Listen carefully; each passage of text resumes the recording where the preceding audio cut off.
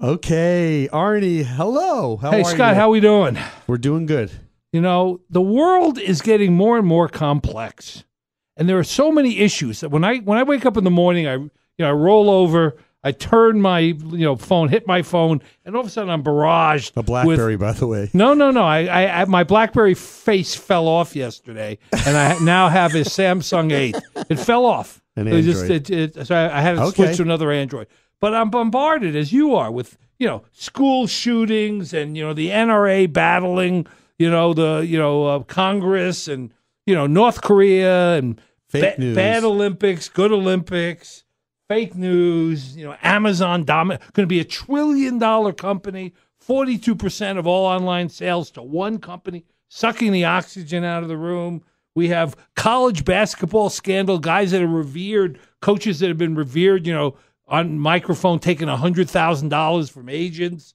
We got tax cuts, good, bad, who knows? DECA, mental health. DACA. I mean, it's just DECA, as I call it, DACA. Dreamers, as our listeners would know it. There's a lot going on. It's just a lot going on. DACA. Yeah, DACA. DACA, DECA. So I said, we have to try to decompose all of this into, unpack it a little bit. And we were talking about that even before the show. And I thought no better person to bring on to help us do this, to discipline us to do this, than our friend and former guest on our show, Eric Stern. Eric Stern served a couple of governors here in the state of Montana, and he was Deputy Secretary of State, and he's a featured and ongoing writer for Salon magazine, and has a good perspective on these kinds of issues from his previous work, from his perch. So we asked Eric to join us today, and we're going to talk about all of these things. I'm looking forward to it. Our guest will be Eric Stern. You're listening to What Do You Know? Proudly supported and sponsored by Angle and Volker's Luxury Real Estate. Back after this with Eric. Yeah, that's just good. All righty, we are back. Eric, you heard all this, and do you feel the Eric same Stern? way? Well, what? All these things that are going on at the same time seem to be overwhelming. How do you go through it all? Well, the answer is if you're the president, you don't, because he can't capacitate it. By the way, there was a great article way back in the day, and it was either GQ or Vanity Fair by Michael Lewis, about Obama and how he dealt with everything that came at him every day.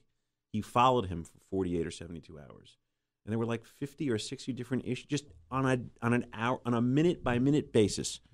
And it's fascinating to read how you deal. How can you deal? You're asking the right question. At some point, it's just overload. Right. And to think about a president, or a politician. Well, we weren't talking about the president, but bringing the president up. It reminded me of that. I do have to say, I found it hard to believe, and I don't know anybody out there any of my friends, who would believe that this guy says, if I was at the shooting in Parkland, I would have gone into the building even without a gun. Right. Says a guy that got 5 deferments from Vietnam because of bone spurs. Right. Well, a guy that didn't even put the umbrella over his own son's head when he's walking on an airplane to protect his son from the rain. Yeah, I was surprised. I mean, I guess I wasn't surprised that Trump went there, but I am surprised that it never occurs to him that there's certain ground that he probably doesn't want to. Yeah, I mean, there is no area that's off limits to him. So let's say we're 14 months into this presidency. What's our review? I mean, let's just lay the foundation. People that love him more. That's right. The people that hate him more. No, actually. But I'm disappointed in him. You have a different take on it? No, you're right that the people that love him more. But that's a dwindling number. That's a smaller number. I think it's a little lower than it was when this administration started. It's certainly his numbers, for example, on a state-based level, aren't as good as they were when he started. Yeah, from what I've seen, he's not as strong in Montana, for example, as he was when he had just gotten elected. He was actually above 50% in this state. I don't think he is anymore. Is that right? So but it's just shocking to continue to be bombarded. At least we're talking about him, and in fact, by him every day. Sorry to interrupt, but in the battleground states where he essentially won the presidency, he's no longer as strong as he was. He was right. So he's struggling everywhere. Well, are people getting tired with this fake news, alternative right, post-truth kind of bombardment? I mean, what are you going to do? What I say is, so what if they do? What are you going to do about it? Right. I mean, this is a free society. Sure. We are. You can say what you want, and you can even make something up. That's not against the law. It's against the law if you're the Russians and you come in and spend money in an election to create something fake. Right. But you can, we have the First Amendment, and if you want to go on Facebook and make up some nonsense, I mean, you can do that. You can do it. And I'm a little bit concerned, by the way, about this business of Facebook and Twitter being called into Congress now, and they're going to start to go after, content that only because it's outrageous. I don't know how I feel about that. No, I don't know. So I agree with you on that. They have to go after the stuff that's illegal. Right. And if you're a foreign entity spending money to influence a U.S. election, that's illegal under federal law. And they have to go after that. But just stuff that's outrageous or bogus, I'm not sure. At some point, you have to be careful. You have to allow people to say, I mean, you know what? Some jerk off someplace wants to say that 9/11 is an inside job, or the CIA did it, or Alex whatever. Jones. Or the Holocaust never happened. The Holocaust never happened. Whatever it is, you have the right. They're free to say that. You are free to say nonsensical things, and the fact that people start to follow you and that you get a following doesn't, in and of itself, mean that you need to be shut down. Right. And so I'm quite an absolutist when it comes to free speech. So and remember, Europe draws the line in a different place that we do. They have long had laws against disparaging people and groups. Sure. Right. Ever since World War II. World War II. I've never agreed with that. I don't agree with it today, and I don't want to see us go to the same place. I do believe, But it is. Thomas Jefferson. It gets scary when.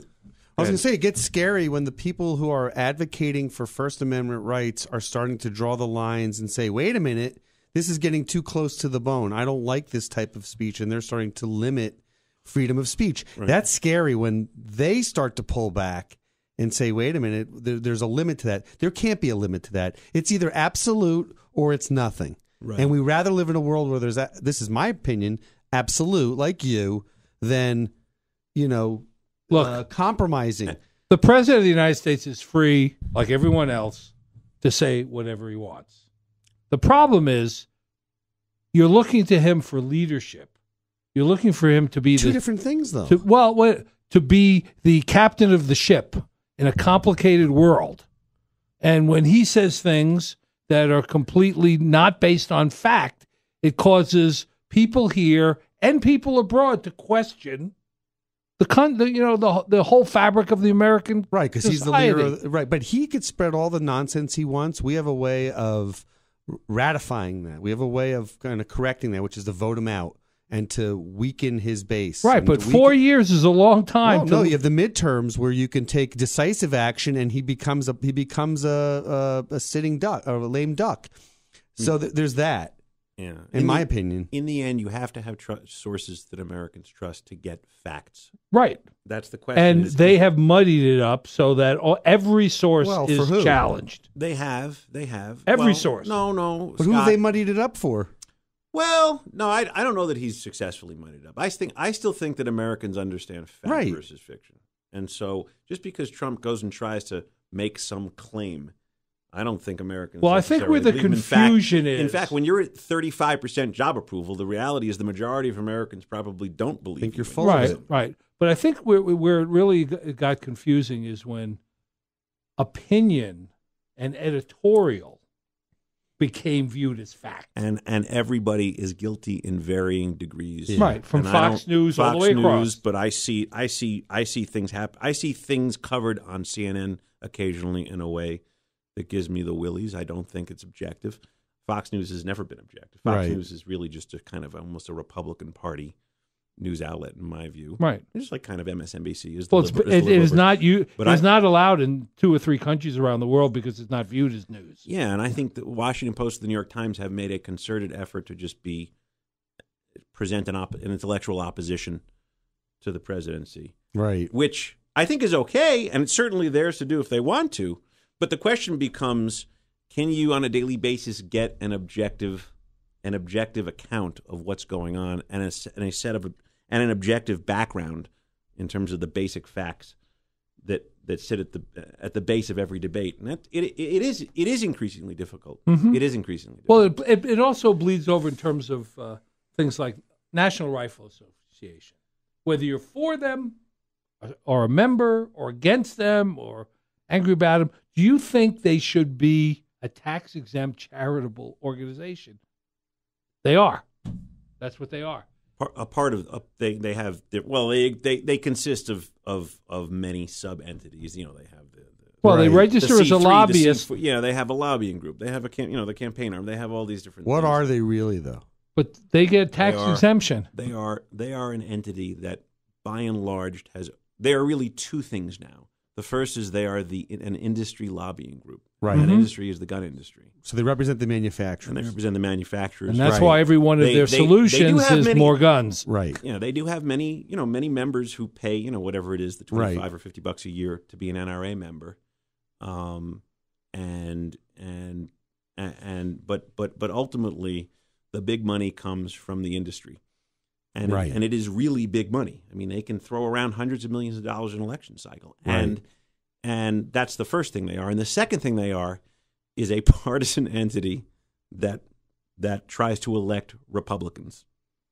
They endorse the occasional Democrat. It's very rare. Right. And even when they do it half-heartedly. But by and large, they try to get conservatives and Republicans elected. Right. So that's who they are. It's just they don't represent the interest of the gun owner. And they use the gun issue. Right. Right. They use the Second Amendment issue to motivate voters. And of course their position on the Second Amendment has evolved over time. They used to be opposed to many of the things that they support right now. Arnie, you're the one that emailed me that article about Reagan. Right. And he was in lockstep with the NRA, and they believed in all sorts of basic gun control measures. Sure. Right. When Huey Newton stood up and said blacks should arm themselves in America, Ronald Reagan was governor of California, and he and the NRA started introducing all kinds of gun regulation and registration for the state of California. But to show you how crazy the issue is, even the NRA said they don't think bump stocks should be legal. Right. So the question is, why didn't Trump, the day after the shooting in Las Vegas, make them illegal by regulation? And by the way, I believe that legally he could have done that. Mm-hmm. Well, that's back to Trump and his being fit for office and fit to govern and fit to set policy. And he's an idiot. I mean, we know that. He's an idiot. He's an idiot. You can't... He thinks that he's not equipped for this job. He's not equipped for this job. He's equipped. He's a bright. I'm sure he's a good real estate guy. He's not. Is he though? He's not. Well, he certainly made a lot of money. But any of the families back east, okay, the real estate families back east, think of him as a folly. They don't think of him as a serious real estate person. He used leverage. He used leverage to continually build a real estate empire, and sometimes he'd go belly up, and then he'd get right back on his horse. It's like the oil industry, right? Feast or famine. Yeah, it's like and he'd borrow money to do it, and he would, and that was his own way. Well, he's a hustler. The real question. He was a hustler. The real question. You're absolutely right. Intellectually, he is not equipped for this job. Right, and he's almost on occasion. I really do look at him or listen to him and think that he's not fit for the job. I don't think that accusation is so far-fetched any longer. No. I mean, that he's unfit. He had the notes anyway. Yeah. Well, I was going to say this sort of bleeds into our next topic, the Mueller investigation. And it's been reported on a number of occasions and never refuted that Eric Trump himself said less than 10 years ago, there's a lot of Russian money that has been loaned to our organization. And it was common knowledge that the Russians were buying a lot of real estate through Trump and loaning money. Right. And the president's taken a position, I have nothing to do with the Russians. And how does that his firmness on that, in contrast to what the facts show, how does that interface with the Mueller investigation? That Trump has been very much involved with Russian wealthy people. Right. As you said, there's a lot of Russian money that has been near or around him or gone through him in the last, and not to mention Russian-owned real estate. No one has ever shown me that Trump was actively, quote unquote, colluding with the Russians. That's not evident, right, from what's been discussed. It may well be the case that a number of the people that ran his operation during the campaign did actually communicate and strategize with some wealthy guys that were, Russian nationals and had a lot of money to spend, and that's illegal.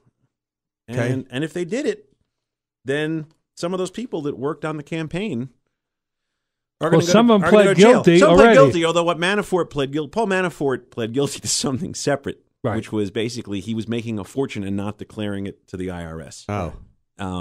He was making tens of millions of dollars a year, or well, the president's son-in-law lost his security clearance this week. Well, it was down. Jared Kushner's son. Yeah, it was back downgraded. So even still, though, with his people being kind of compromised and having illegal dealings with Russians, how close does that burn to the president? Meaning, how close can it get to him where it could say? Remember the book in the store, All the President's Men? Yeah. Does it go? We don't know. We don't know yet. We don't know. We don't know yet. But you can, there's a lot of moving parts to this. Some speculation that money was laundered through the NRA into the campaign. Remember, Scott, once you have a federal prosecutor looking into you, right? He can look at your entire existence. That's where the danger is. And that's what Ken Starr did to Bill Clinton. Right. It was there had been an independent counsel that retired after concluding that there was nothing to this land deal that Bill Clinton had been involved in called Whitewater.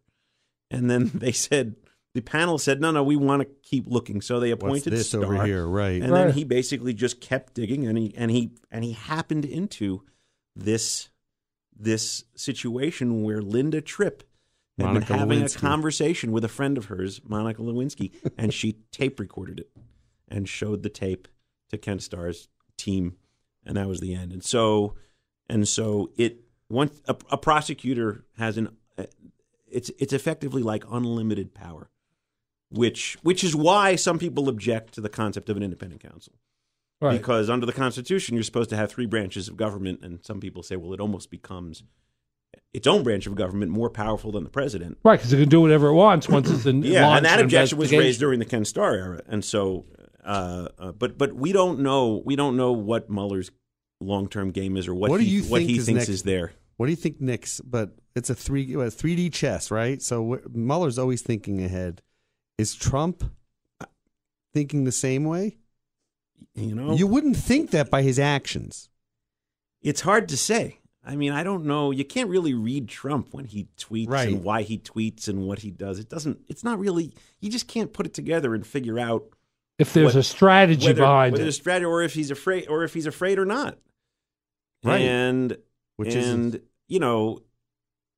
the reason that Trump, I think, looks like a pressure cooker that is ready to blow apart when this topic is in the press, is that he understands that on the one hand, as president, you have to come out and say, no, we can't have Russians meddling in U.S. elections, but on the other hand, that if he does that, he is effectively questioning the legitimacy of his own election. Right. And so you have this kind of intellectual wreckage that he is in the middle of. He can't deal with it. You can see he just cannot deal with it. Right. And I don't know where it's all going. I really don't know where it's all going to go, but I do think you will see a number of people convicted of these types of things. And I do think that whatever the Russians did, obviously they've got indictments all over the place, and you're going to see a lot of people convicted. And you will obviously, the goal of Mueller is to get some of those people to turn right and testify against Trump. But it's hard to imagine that Trump was so closely connected. But it's not beyond. But you never. But Well, the question he has is a how. problem with judgment, so you never know. Right, you never know. You never know. I mean, in Watergate, Nixon knew about the burglary and covered it up. He was in very much, and we don't know if there was a meeting in Trump's office where they say we're meeting with the Russians, we're trying to find out about Hillary, whatever. And he says, "Go ahead, fine with me. See what you can find out." Trump's been leaving clues all along. It's like he really has. A shoe here. It's like I'm a killer. You find me. Grab me. Blood. Yeah, but it's weird. It's like, but how about his tax returns? How about all of the financial? That stuff's fair game. Also, the prosecutor can look into that. Right. So all that is, I mean, do they have access to that already? It's my guess is that if Mueller wants to find some, but remember, he has to. If he finds something on Trump directly, what Ken Starr did is said, "I've found this stuff on Bill Clinton. He might have lied under oath. He might have suborned perjury. He might have convinced others to obstruct justice. I therefore recommend to the Congress articles of impeachment," which is different than just indicting and convicting somebody in a federal court, which is that's the course that somebody that a defendant like a Manafort would find himself. I assume that ultimately whatever Mueller finds. Well, in the case of Clinton, he lied under oath. The question is, will you ever get Trump under oath? Yeah, I don't know. I mean, he said he would. I don't think he's going to testify. Then he said he wouldn't. I think he's probably making a mistake if he testifies under oath. Yeah, that's what everyone says. Right. That he'd be making a mistake. Yeah. Because he's okay. So what's the next topic? This is we're blazing. Our guest, by the way, is Eric Stern. You're listening to What Do You Know? I want to talk about the bad Olympics for the U.S. We spend a lot of money. I enjoyed watching. I know, but we got nine gold medals. I like that gal from France. We got 9 gold medals. We spent a lot of money, a lot of time, a lot of effort. The women skaters, were a bust. Billions of dollars spent by the networks to put it on the air, and I guarantee you their viewership was down. Is that right? I'm pretty sure it was. I think they were complaining about losing money off of it. Doping scandals. I mean, it's not the same Olympics anymore. To me, I like watching part of it. What's your favorite sports that you watched? I liked watching the skiing, the cross country skiing. Yeah, that was my favorite. Yeah. How about yours, Arnie? Curling. I actually like watching curling. It's relaxing. Curling's going to be a sport in America now because of this Olympics. Yeah, I like watching curling. Anybody can do it. Of course, hockey. Yeah. Except you and I. There's curling in Montana. You and I can't do it because we've never had a broom in our hands in our life. Right. That's right. I actually think the Olympics fun to watch a few times. It gets monotonous. I am not a trained eye. I can't tell the difference between a triple Lindy and a triple Lutz. A triple Lutz. The Lindy is Rodney Dangerfield back to school. I can't tell the difference between one or the other. And on the ski jumping or the snowboarding, I get it. When someone screws up, all right, they're out. But I can't tell the difference, like with technique or any of that. I'm just not. My favorite fact about the whole Olympics was that Tara Lipinski and Johnny Ware had 21 suitcases of clothes between the two of them. They were great, by the way. That was the highlight of the Olympics for me. Well, a lot of people thought it was, actually. They thought that their commentary was better than most of the commentary. It started to turn into Best in Show. Yeah. The mockumentary, which I liked. So we have mixed reviews on the Olympics. What about the college basketball scandal? I mean, isn't it about time that basketball and college should be just made just pay them? Pay them because they're paying them already. I don't think if you look at the whatever it was, the indictment or the report that came out, right. It wasn't a whole lot of money that was going to these players. It was like some flights, some meals. Right, but at one point, it was pretty minor compared to what it could be. One coach was talking about a $100,000 payment. Yeah, but did it actually go through, or he was just discussing? They were discussing it. Yeah, I mean, there was a loan from an agent for over $1 million to one of the players. It's an impossible situation. You use these guys. These guys. This is a multi-billion-dollar. Well, the dynamics are weird. With free labor. Yeah, the dynamics are weird, I'm with right? you on that.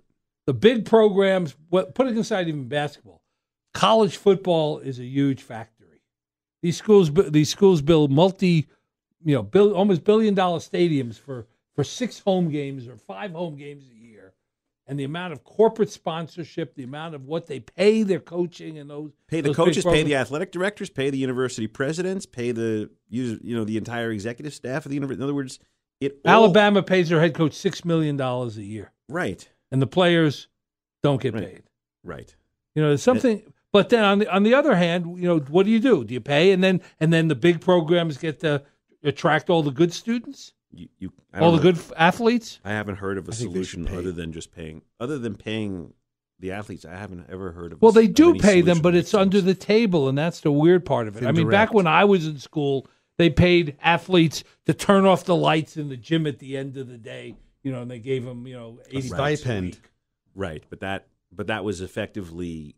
That was so far over market that was probably illegal. That was probably against the rules also. It was against the rules. Yeah. I mean, all that stuff was against the rules.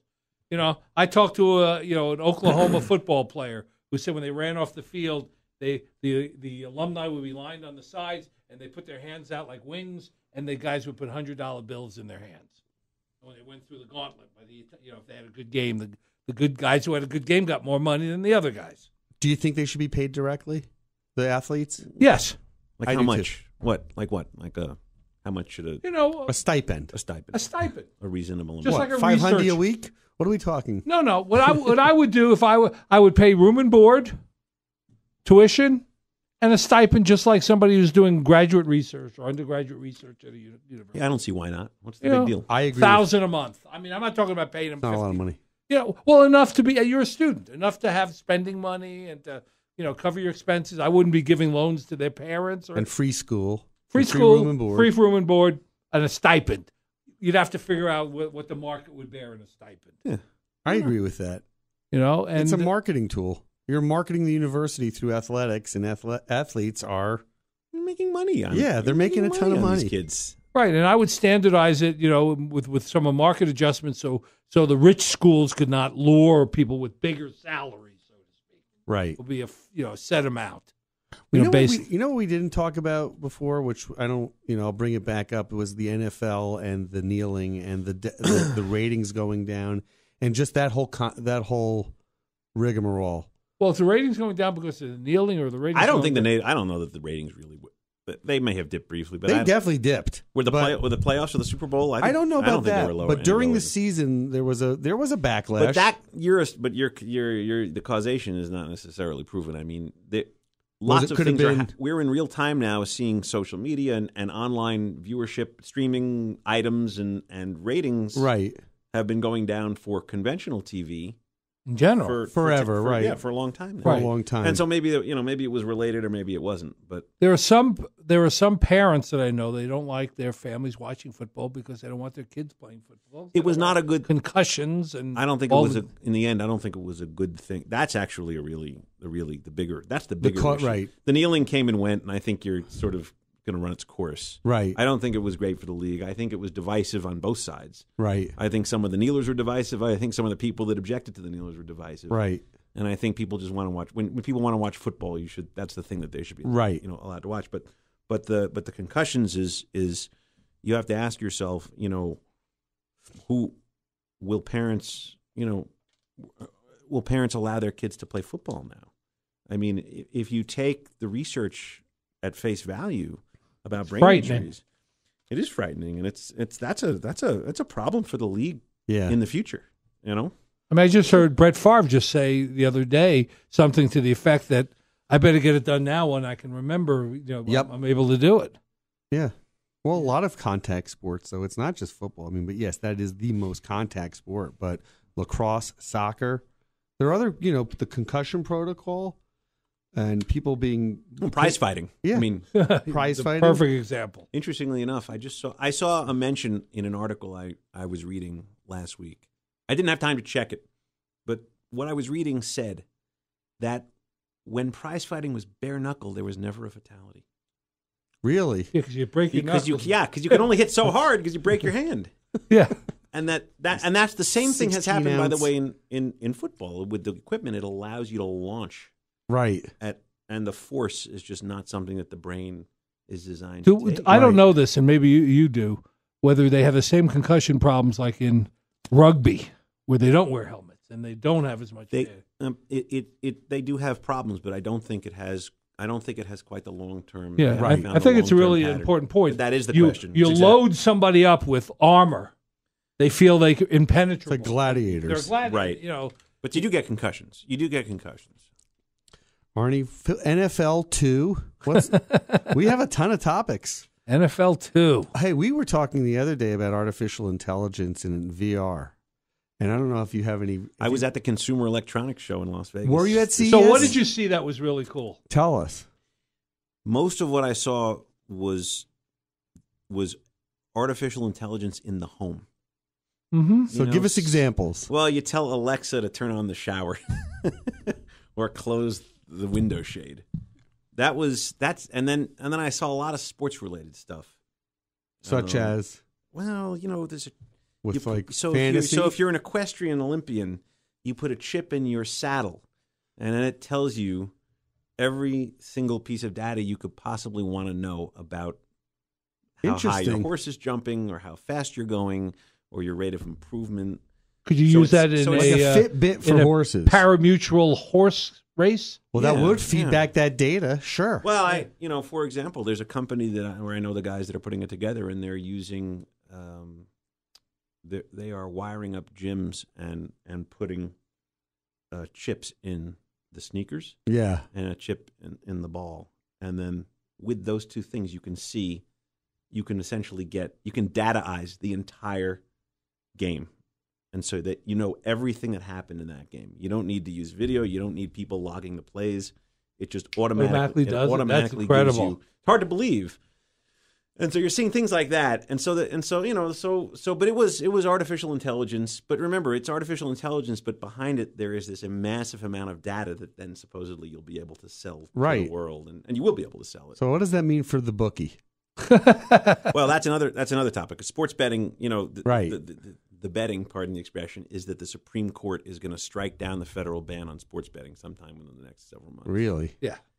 And if they do, the estimates are that there are $300 billion a year wagered illegally in America. With your local bookie. Right. Arnie, I'm sure Arnie has a local. and so suddenly that's fair game. States can make money, shore up the budget deficits and et cetera. So DraftKings. States are seeing dollar signs. DraftKings, FanDuel, they're already sort of in very good position. We don't have those in Montana. You can't use DraftKings. You can't use. That's right. We're one of the few states where you can't play fantasy sports. We had a guest on the other day, hopping topics for a second.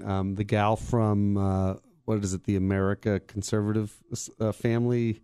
When we were talking about net neutrality. Oh, she was from American Enterprise Institute. And talking about how Montana's bucking the system as well. Yeah. Yeah. The governor issued an executive order saying we're not doing business with an internet service provider. Her position was that was unconstitutional. Well, then she can sue the state, or she can sue the governor, or whatever. But I don't think she's going to do very well. No. And she's wrong.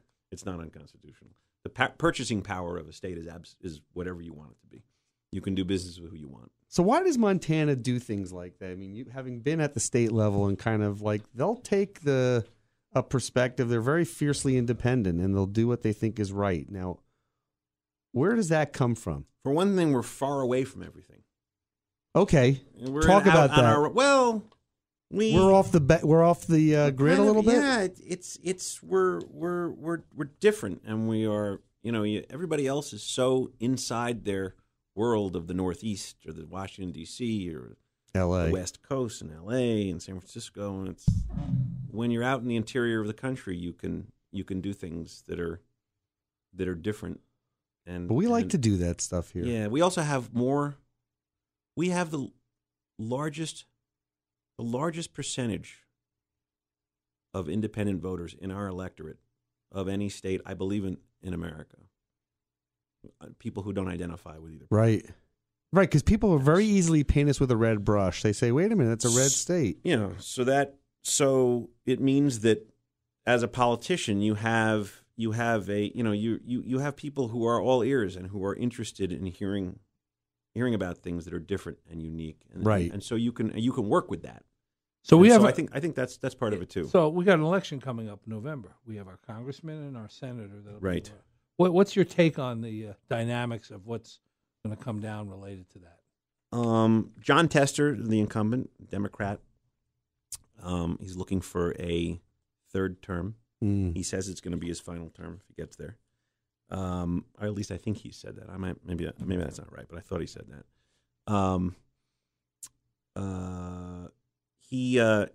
There are two guys vying. Well, there's three guys vying for that to be the person to run against Tester. One is this guy Troy Downing, who lives at Yellowstone Club. Lives at the Yellowstone Club. He's run into some trouble because he's what they call an out-of-stater. From California. He's like Arnie and me. He's like Arnie and me and Scott. It's like all three of us. Well, no, there's a little bit different. He just arrived. He's just off the boat. Pardon the expression. Right. He's just arrived. Right. He just arrived. And lived in a cloistered, gated. Well, he lives in a wealthy community in the. That's fine, but it doesn't make him a bad person. No, it's just where he lives. But he has all these hunting violations where apparently it looks like he was declaring sort of in-state status, but was still a resident of California. So that's I think that kind of makes his campaign terminal. But we will see. Matt Rosendale's the state auditor. He's raised, I think, the most amount of money so far, and he is kind of a guy. He's a state politician looking to. He will be a holdover, so he can run for Senate, and then if he loses, he still has his job as state auditor. And the state auditor is the state insurance commissioner. That's okay, right. And then Russell Fagg is a judge from Billings. He's a longtime judge, and he's running too. And when you're from Billings, that's obviously the biggest. That's a big thing to be able to be from Billings, right? And try to run for office. So he's going to use that. And actually, voters. It has been my experience that voters react very favorably to judges. So they trust judges essentially. So I would say it's going to be a tight one. My guess is it's going to be tight between Rosendale and Fagg for the nomination. Nobody of any importance is challenging Tester for the Democratic nomination. And then so that's the Senate race, and then the congressional races you have about I think 5 candidates looking to challenge Gianforte. The two who have raised the most money, and that's usually a decent barometer of who's going to win the nomination or at least compete for the nomination, are John Heenan, who's a lawyer and a restaurant owner from Billings, and Grant Keir, who's from Missoula here. We've had on the show before. Yeah, he's a conservationist and an oil geologist, and those guys are just going to duke it out. And I don't know which of them is the best person to go up against Gianforte for the Democrats. I know Gianforte has struggled. He's never fully recovered from that incident the day before the last election. Right, the body slam. And I know he and Steve Daines have been sort of ducking. They're not talking to voters. They don't hold open forums. That's a problem. Yeah, that's a problem. That's a problem. I think it's going to catch up with them on election day. Now, I'm not saying that I don't know that they're going to lose, but it creates their constituents. Hard to be. I mean, this is a state where you have to make yourself available. Yes, to the voters. Sure, they're not. That is the number one thing in a place about like Montana politics. A place like Illinois. If you're a place like Illinois, Michigan, New York, you maybe never ever meet your elected official. Here, everybody you can walk in, right? Wants to meet. Access is expected and demanded. Let me ask you a question now. Pivot a little bit to Marco Rubio, who shows up at this CNN town hall, where the government, they confronted the families of the deceased, the people who got shot, and the rest of the state. What's your thinking about how he did in that town hall? He did as well as he could do, which was he kind of looked like an idiot. And the reason is that you had kids who had lost siblings and parents who had lost kids in the audience saying, "Are you going to get rid of these military weapons?" Right. And his answer was, "No, we don't want to pass a law because it might have loopholes." That's right. These people were suffering. That's right. So if that's what everybody said, well, you got to give him points for showing up. But if that's what if that's the answer you're going to give, you might as well not. You don't get points for showing up if you're going to say something. But isn't he supposed to show up anyway? I mean, and he's supposed to show up anyway. Right. Correct. He's supposed to show up. That's correct. I mean, that's his job. The whole thing made me nuts because I thought it was really good programming, actually, because I just did. It was really compelling. And we'll see if he can pull this off. Because at the same time, Rubio did say that he wants to look at limiting clip sizes and limit, age. Some things that Republicans are never supposed to say. Right. Well, but they are scrambling for what's the least thing I can do that makes me look like I'm going to do something, whether it affects the outcome you're trying to get. I mean, you can put all the lipstick you want on the pig. More guns mean more people are going to die. Right. And the real issue is, when is society going to say, it's enough? Right. And you could see the Republicans have been caught flat-footed because they're running out to try to actually act like they're doing things. And in some cases, they're actually talking about doing real things. And I've never seen them move so quickly. In the past, you just see these massacres come and go and nobody even said, and the Republicans don't really make any effort to even try to look like they're addressing. Right. Now, there's a refreshing tone to the kids speaking their minds. It's unvarnished. Well, there's also... It's unmedia trained. It's perfect, actually. There's also 4 million kids going to be turning voting age. They underestimated the demographics don't lie. No, they don't. Yeah, these young kids are much more liberal than the population. They were also Bernie's people too, by the way. Yeah, so there were a lot of people about that same. There were a lot of people from, but it is an issue. We had a show on Talkback about on gun control and what do you do and all that. It is blindingly obvious on a factual basis, but apparently not on an emotional basis, that we're the only Western nation that has no gun control at all and allows basically any type of weapon to be street legal. Yeah. Canada, everybody in Europe, you can get a shotgun, a rifle. If you needed a handgun in certain situations, it's not a big deal. And here we just are at the opposite end of the spectrum, which is... And we see the detritus from it is a lot of dead children and other folks. Well, you say white male anger. That was your thesis. Well, 98% of the mass shooters are white male. Right. And it's not a mental health issue. It's an anger. It's an anger issue.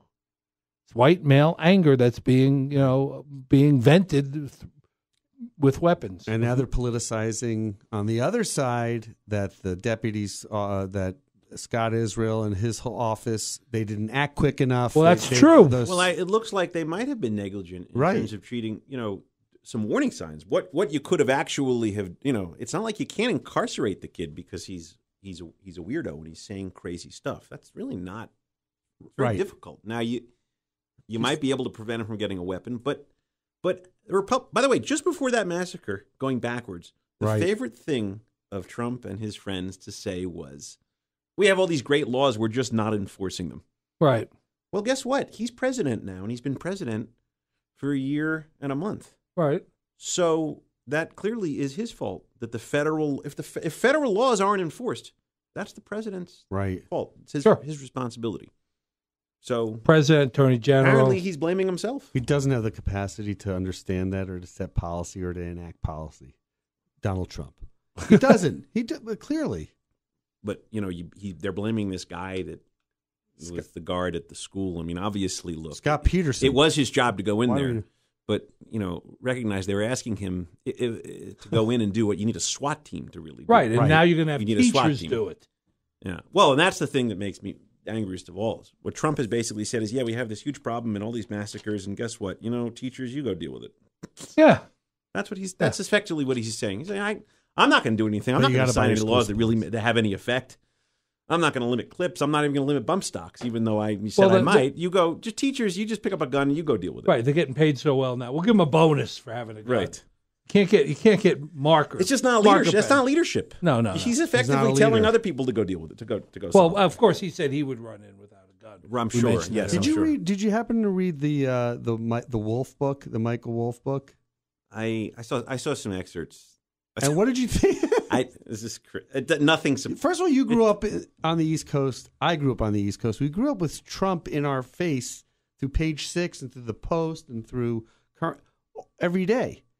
Do you think he was equipped? I mean, when you thought of him as like he's going to be our next president, look, there was a movement in the country to get a non-politician, a successful. This is like Berlusconi in Italy.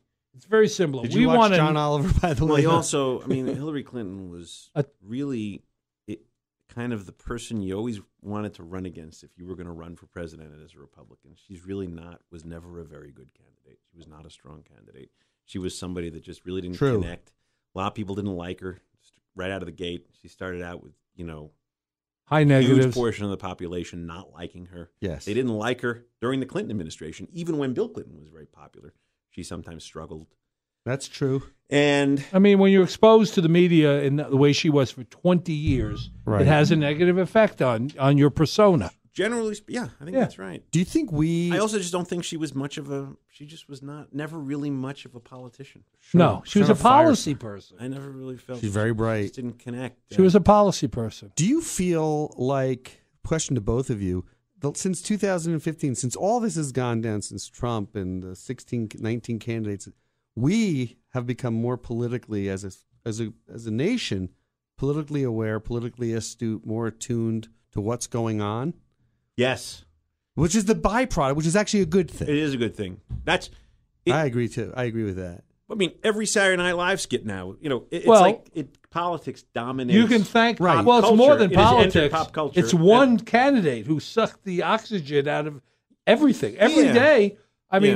When Bill Clinton or George Bush even was president, it wasn't every single day that whatever he said was on the front page and was on every talk show.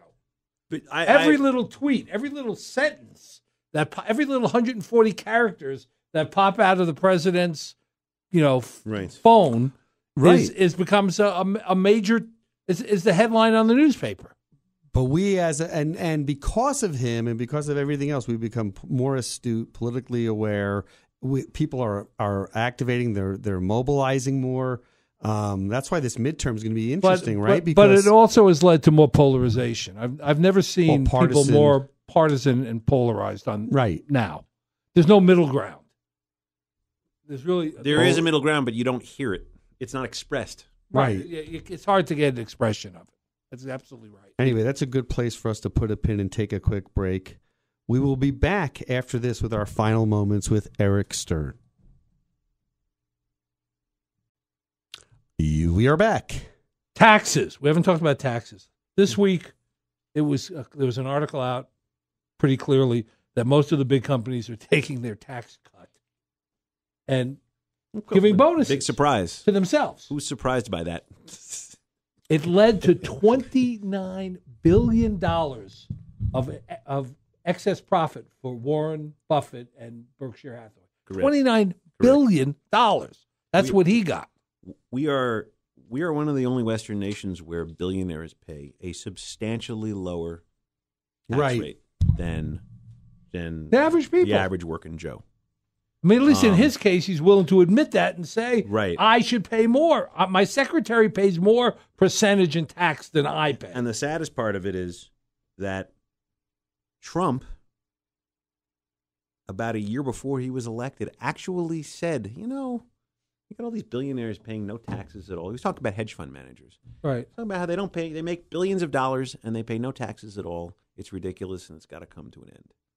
But he forgot about it when it came time to pass the tax bill. Immediately forgot about it. Yeah. And so it continues. Is there any economic stimulation benefit from the tax cut? There might be. Yeah. There might be. I'm not an economist. But the point is we had this economy was already firing on pretty much all cylinders. And when you have $1.5 trillion deficit, whatever our debt is, you have to start thinking about ways to close what you owe, not make it bigger. And it's gotten to the point where Republicans really are the tax and spend guys. Well, yeah, they're not the taxes; they're the spend guys. Yeah. They basically, it doesn't matter. It doesn't matter what you want to spend money on. You just spend it. $1 trillion in Iraq, another $500 billion in Afghanistan. Trump's talking about a stimulus that'll be $250 billion. I don't know what he's planning. And where's that coming from? It's not coming from. So the Mitch and Paul show. Is there a referendum on the Mitch and Paul show in the midterm? Mitch McConnell and Paul Ryan. Is in our midterm elections? Do we feel like there's going to be a referendum on that? Well, the issue is whether there's a referendum or not. Whether the seats that are available to be had are going to give to really flip to make a difference. Right. The Republicans have less seats to defend in the Senate, and the House. It's hard to pick up a lot of seats. Hard to pick up a lot in the House. A lot. So you may not see a change. You may see it get closer. I don't think anybody would say it's not. You're not going to see closer. The power shift. Well, because at least not the Senate. It's hard. Right. The Congress can have a 15% popularity, but 92% of them get reelected. Yeah. One of the things I noticed over the years is a lot of wave years, you don't know it's a wave until the day after the election. Yeah. Is that right? So right now there's Republicans saying, "Look at us, we're winning the generic ballot. We're not even going to lose a seat in the Senate. We're going, But then you find that then the day after the election, you say, "Holy crap! This was much stronger." There's a lot of things. The Trump resistance was much stronger than we thought, or something happens. I mean, it's a long way to November. I think Democrats will do very well. Which is good. I'm going to put you on the spot real quickly. What book are you reading these days? I am reading. I just finished. You won't believe this. The Caine Mutiny, which I had never read. Oh, okay. Terrific book, isn't it? It's amazing book. Yeah. And, what podcast are you listening to? I just listened to S-Town, which was sort of the successor to Serial. Okay. And S-Town is great. Is that great? It's about a guy who lives, a true story of a guy that lived down south, and there was a death and a couple of bodies, and I won't give the rest away. What are you reading? What am I reading? Yeah. I'm not actually. I'm not reading a book, which is not good, but I'm listening to a ton of new podcasts. But I haven't read a book. Final, let's talk about the NBA final. Who we thinking who is it? Cleveland v. The Warriors. Without question. Yeah, the Warriors just Thunder could give. I love asking. No. They have Carmelo Anthony now. Any team with Carmelo Anthony is not going anywhere. I agree. Arnie? Yankees spring trading. That's what I'm looking for. Okay. What are you reading? I just finished reading the latest book by James Lee Burke, Robichaux. And you want to get him on the air, right? Yeah, he's a terrific guy. Those books are fantastic. All right. Well, this has been a delightful hour. Hey, Eric, thanks. Thanks for coming aboard. Have me back. All right. We'll see you soon. All Arnie, right. I'll see you next week. Next week, Scott.